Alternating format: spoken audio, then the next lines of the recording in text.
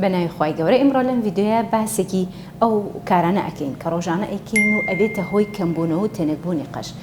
طبعاً تەنەکبوونی قەش دوو هۆکاری سەرەکی هەیە، یەکێک لەوانە هۆکارە بۆ ماوەیەکانن، یەکێکی تریش هۆکارە دەرەکیەکان یا ئینڤایرۆمنتال فاکتەرەکان بۆ بڵێن.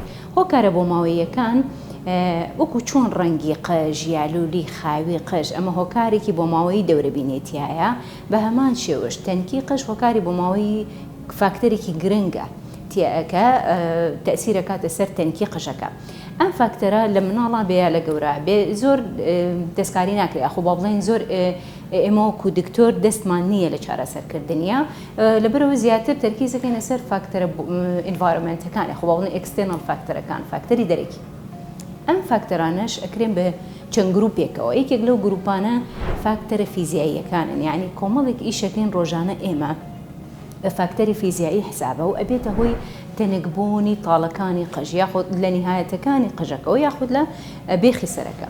یەکێک لەو فاکتەرە فیزیاییانە زۆر داهێنانی قژە. طبعاً ڕۆژانە داهێنانی قژ شتێکی زۆر باشە بۆ ئەوەی ئەو ژمارە تاڵە قژانەی کە ڕۆژانە لە پرۆسێسی گەشەی قژە ئەکەون، ئەگەر ڕۆژانە قژ دابێنی لەگەڵ قژ داهێنانەکە بڕوات باشترە، بەڵام زۆر داهێنانی لە ڕادەبەدەر ئەبێتە هۆی ڕاکێشانی قژەکە لە ڕەگە و شتێکی پێوتە تراکشن ئەلۆپیشیا، یان بۆ بڵێن تەنکەکە قژەکە ئەفوان قژەکە تەنک ئەبێ لە نەتیجەی ڕاکێشان. ئەمە یەکێک لەو فاکتەرانە. فاکتەرێکی تر وشکردنەوەی قژە. خۆی وشکردنەوەی قژ شتێکی باشە بەکارهێنانی موجەفیفە، بەڵام ئەبێت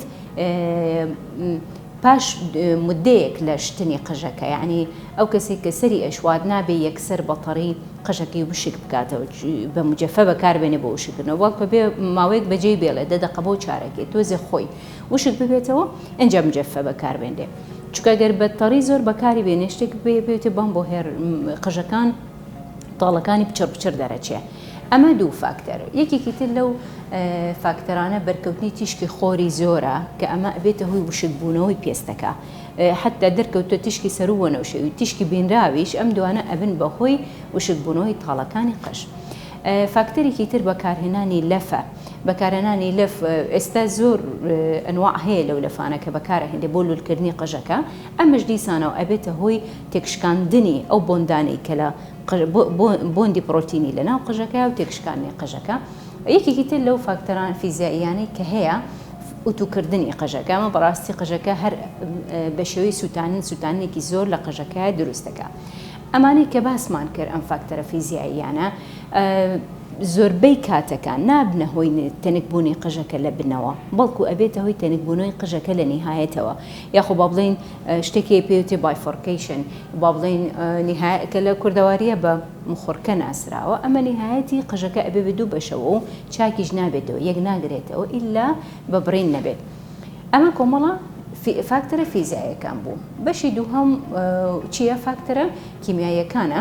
بەنسبەت فاکتەرە کیمیاییەکان هەر لەو وشەکەی تێبگەین، واتە مەوادی کیمیایی بە شێوەیەکی گشتی لە هەمووی مهمتر ڕەنکردنی قژە. ئیتر ئایا ئەو ڕەنکردنە بە بەکارهێنانی ئۆکسیجینە کە پێوترێ هایدرۆجین پێرۆکساید لە ناو خەڵکە زەرکردن، بە بەکارهێنانی خەنەیە کە چەند جۆرێکی هەیە، یاخود بە بەکارهێنانی بۆیەیە، یاخود مادەی کێراتینکردنە، یان بەکارهێنانی چەندەها جۆری شامپۆ کە مەوادی کیمیایی زۆریان تایە و ئێستا ژمارەیەکی زۆر لە ناو بازاڕە و لە ناو مارکێتەکانە ئەبینین.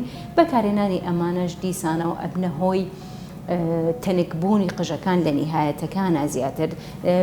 هەندێک حاڵەتیش هەیە کە ئەو مەوادە کیمیاییە ئەگەر بە شێوەیەک بەکاربێنرێت زۆر بەرپێستی سەر بکەوێت، چەند شتێک دروستەکە. یەکێک لەوانە حەساسیەتی تەلاموسی. ئیتر ئایا حەساسیەتی تەلاموسیەکە حەساسیەتی تەلاموسی حادە، یعنی لەگەڵ یەکەم بەکارهێنانی بۆیەکە دروستیەکات، یاخود لەگەڵ چەند جارێک بەکارهێنانی بۆیەکە دروستیەکات کە پێوترێ ئەلەرجیک کۆنتاکت دەرمەتایز. ئەمەشان حەساسیەتی تەلاموسیە بەس چەند جارێک لە دوای بەکارهێنانی بۆیەکە. نەخۆشیەت جاری وا هەیە ئەڵێ من چەند ساڵێکم بۆیە بەکارهێنم بەس ئێستا تووشم بووە، ڕاستەکە لە ڕاستیە خۆی دوای چەند جارێک لە بەکارهێنان دروست دەبێت. ئەم حاڵەتە ئەبێتە هۆی هەستیاری پێستی سەر، سووربوونەوە بە شێوەی سووربوونەوە بە شێوەی خوڕاندنێکی زۆر، بە شێوەی دەرکەوتنی زیبکەی ورد، نەک هەر تەنها لەسەرا، جاری وا هەیە ئەگاتە خوارەوە بۆ مێل، بۆ دەستەکان، بۆ قاچ بەم شێوە.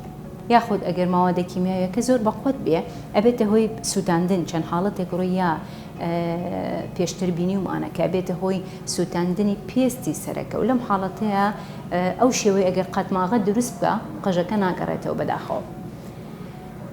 یەکێکی تر لەو فاکتەرانەی کە ئەبێ بەهۆی کەمبوونەوەی قەش طبعاً ئەم فاکتەرانی کە باسمان کرد فاکتەرە فیزیاوی کیمیاییەکان خۆمان بە ئاسانی ئەتوانین کۆنتڕۆڵیان بکەین، بە ئاسانی ئەتوانین لە ڕۆژانە دەستکاریان بکەین و نەهێڵێن ببنە هۆی تەنێکبوونی قەش. یەکێکی تر لەو فاکتەرانەی کە قەش تەنک ئەکا فاکتەری نەخۆشیە. فاکتەری نەخۆشیش چەند جۆرێکی هەیە بەڕاستی. جۆرێکیان هەیە کە ڕوتانەوەیکی پڕ و ئایا لە ماوەیەکی کەمە و قژەکە لە ڕێگەوەیەتە دەرێ. ئەمە لەم فترەیە لەم 1-2 ساڵەی دواییە کە بینیومانە گرنگترین هۆکار توشبوونە بە کۆڕۆنا یاخود COVID-19 infection. ئەمە ئەم ڕوتانەوەی لە ڕێگەوەیەتە دەرێ کارەکاتە سەر سووری گەشەی قژەکە لە ڕێگە و قژەکە مدەیەکی کەم ژمارەیەکی زۆر قژەکە ڕوتێتەوە. بەس ئەوەی کە باشە لەم حاڵەتەیە ئەوەیە کە پاش ماوەیەک وردە قژەکە حاڵەت تەبیعی خۆی وەرەگرێتەوە. دیسان چەند نەخۆشیێکی تر هەیە کە ئەمانە نەخۆشیەکانی پێستن بە تایبەتی وەکو نەخۆشی داء بالقرصی وەکو حەزاز وەکو التیهابی ڕێگی مووەکان درێژخایەن ئەمانە هەمووی لە پێستی سەرا ئەبنە هۆی پەڵەپەڵە ڕوتانەوەی قژەکە و تەنێکبوونی قژەکە و هەندێکیان بە شێوەیە کە ئەم نەخۆشیانەکە ڕێگی مووەکەی ئازێتدا دواتر قژەکە ناگەڕێتەوە. بەس ئێمە بۆچی عیلاجیەکەین؟ بۆ ئەوەی کە نەهێ پارێزگاری لە باقیەکەی بکەین، یانی ئەوانەی کە ماوە. جگە لەوە فاکتەرەکانی تر کە باسیەکەین فاکتەری دەرمان بە تایبەتی ئەوانەی کە دەرمانی رادیۆتەراپی وەرەگرن، ئەوانەی کە نەخۆشی شێرپەنجیان هەیە خۆی نەخۆشیەکە خۆی ئەو دەرمانانی کە بۆی بەکارێنێ قژە ڕوتێنێتەوە دواتریش ئەو ئەشیعە بە هەمان شێوە ئەشعەکەش و مادە کیمیاییەکەش قژە ڕوتێنەوە. جگە لەوەش هەندێک ڤیتامین ئەمانە لە ناو خەڵکە زۆر بڵاوە ئێستا زۆر بەکارهێنرێن. ئەوانەی کە ڤایتامین ئەیانتیە ئەو مڵتی ڤایتامینانەی کە ڤایتامین ئەیانتیە بە نسبەتێکی زۆر ئەمانەش قژ ئەڕوتێننەوە یاخود قژ تەنک ئەکەن. وەکو وتمان بەس باشی ئەم حاڵەتانە ئەوەیە کە زوو دەستنیشانکردن و چارەسەرکردنی ئەبێتە هۆی گەڕانەوەی قژەکە.